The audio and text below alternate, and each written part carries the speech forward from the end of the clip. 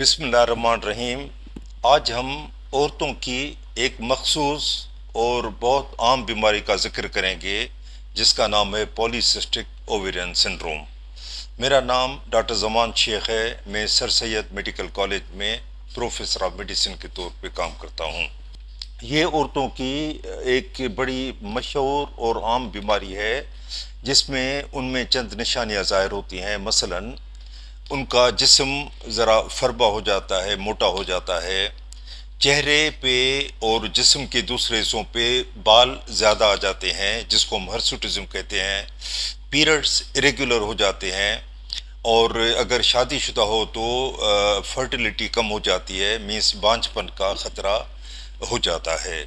ये चंद निशानियां हैं जिसको हम मिला के कहते हैं पॉलीसिस्टिक ओवेरियन सिंड्रोम। ये बीमारी बच्चों में भी नहीं होती, और जब मेनोपॉज हो जाए यानी औरत की माहवारी बंद हो जाए उसके बाद भी नहीं होती। बीच का जो पीरियड है फर्टाइल, जिसमें औरत के पीरियड्स आते रहते हैं, उस दौरान कभी भी ये बीमारी आ सकती है। इसमें कई वजूहात हैं। एक तो जेनेटिक है और दूसरा माहौलियाती।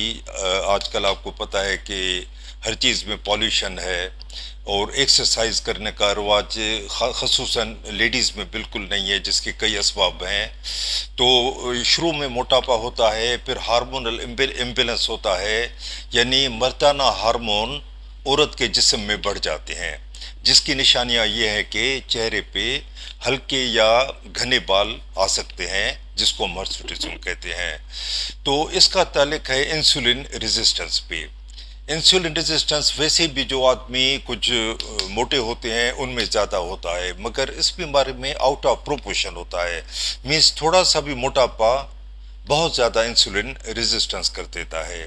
तो अगर हम इसकी जड़ को ख़त्म करें, इंसुलिन रेजिस्टेंस को मखसूस दवाओं के ज़रिए कम करें, तो ये बीमारी बड़ी हद तक कम हो सकती है। तो इसका इलाज मौजूद है। औरत एक्चुअली बात करते हुए शर्माती है कि मेरे बाल ज़्यादा आ गए हैं, पीरियड्स इरेगुलर हैं, या बच्चा पैदा नहीं हो रहा है। तो उनको बिल्कुल फिक्र नहीं करनी चाहिए, क्योंकि आजकल ऐसी जदीद दवाएं मौजूद हैं जिसकी मदद से हार्मोन वापस बैलेंस में आ सकता है और पीरियड्स रेगुलर हो सकते हैं, और सबसे बड़ी बात इंसुलिन रेजिस्टेंस कम हो जाता है। Thank you.